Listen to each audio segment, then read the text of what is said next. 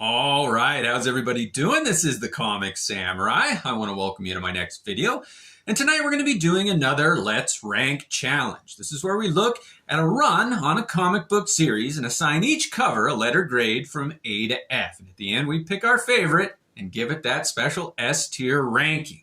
So let's go ahead and jump right in. Tonight we're going to be looking at John Byrne's epic run on Action Comics. And it started with this beautiful issue 584. And it was going to be a different flavor for the Man of Steel. And you can tell, you're like, what is different? He's evil here. He's holding up Wonder Girl. He's hovering over Gar, Beast Boy there. I do like that Cyborg's in the background here. This is a great image. I don't like this fella in the background. You don't know who he is. But besides that, it is a beautiful cover. And I'm assigning this one a B. Now, when John Byrne took over this line, he was handed the reins by Alan Moore, who had just wrapped up that two-part series of Whatever Happened to the Man of Tomorrow. But look at this cover here. Byrne did an epic image with the Phantom Stranger there. They're back-to-back, battling in a cemetery. You can see the gravestones there. I do like this one. It's another great image there of those two characters. I like the text there. The colors work. I'm giving this one a B again. All right. Now, John Byrne's iteration of the Man of Steel was a little bit different than what we'd seen before. Now, this is number 586 here, and it kind of had that whole apocalypse line going with these new gods characters created by Jack Kirby, of course. And look at how Byrne's aping the Kirby effect here with that blast. Oh, I do like how he paid homage to Kirby. I like the backgrounds there, the explosion. He's fighting this Orion. What a great character. This is the first one that's getting an A from me. I do like that one. All right, next up we got number 587, and this features the Demon on the cover here. So let's see John Byrne's take on him. And it was interesting that the Demon is another character that was drawn by Kirby. Oh, look at that purple cape flowing there.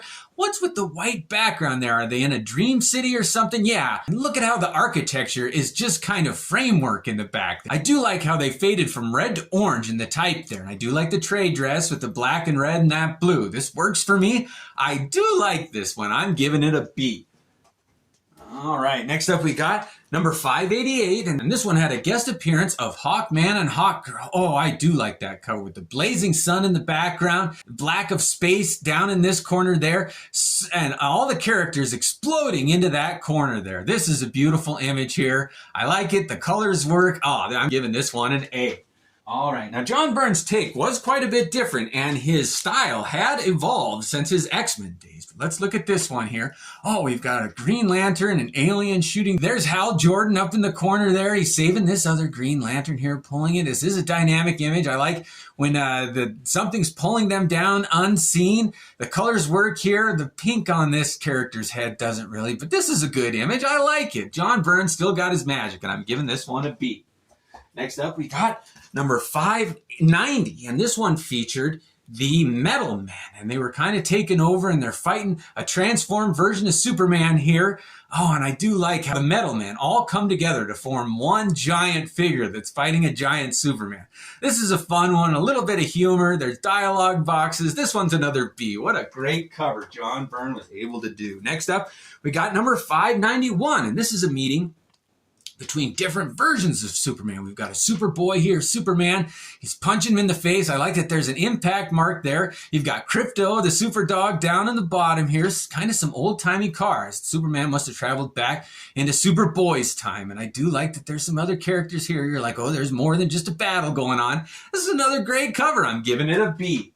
All right, moving on, we've got number 592. And this is a guest appearance of Big Barda, of course, one of the new gods. And look at that, she's taking a swing at him, and we've got this sleaze in the background here. I love the design of Big Barda's costume. It is beautiful. And I like Byrne's rendition of Superman. It was one of my favorites. This has got to score an A from you. It's one of my favorites.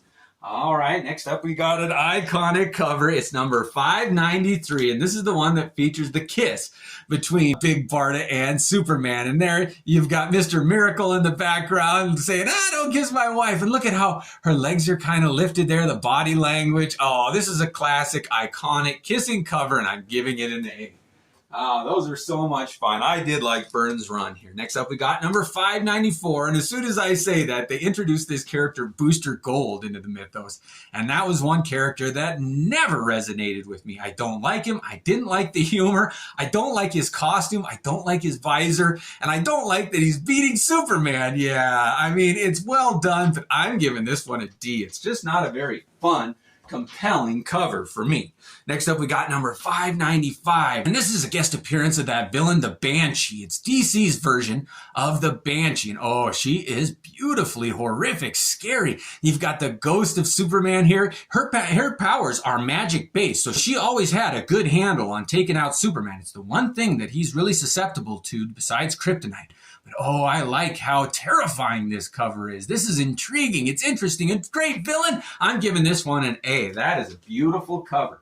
All right, we've only got a handful left. Next up is 596, and this has got a guest appearance of that Spectre. Oh, what a crazy character he is. And look at all these legions of people walking into a starburst there. I like how the background space goes from purple to pink, the green on the Spectre's cape, the yellow in the trade dress. This is a beautiful comic, and it makes you want to open it and read it. I'm giving this one a B.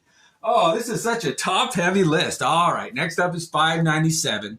And this one will definitely balance the scales. Of his run, I had to look and double check that this was actually a John Byrne image. And it is a John Byrne image, but it is not his usual style. I don't know what they were trying to go for, some humor or something, if they were rushed for time, but this cover doesn't work on any level for me. I don't like the way they drew Superman. I don't like these two characters, Lana Lang and Lois Lane, fighting. It is a great comic inside. I mean, John Byrne's art inside is amazing, but this cover is a fail for me. I do not like that cover. That is a trope of almost everything I don't like about a comic book cover. Next up, we got number 598, and they bounce back, and I love this red cover here. I'm not a big fan usually of that, but this one with like an atomic mushroom cloud in the background, I do like that. I don't know why they colored him pink there. They could have done blue to offset the red better, in my opinion, but I do like this one.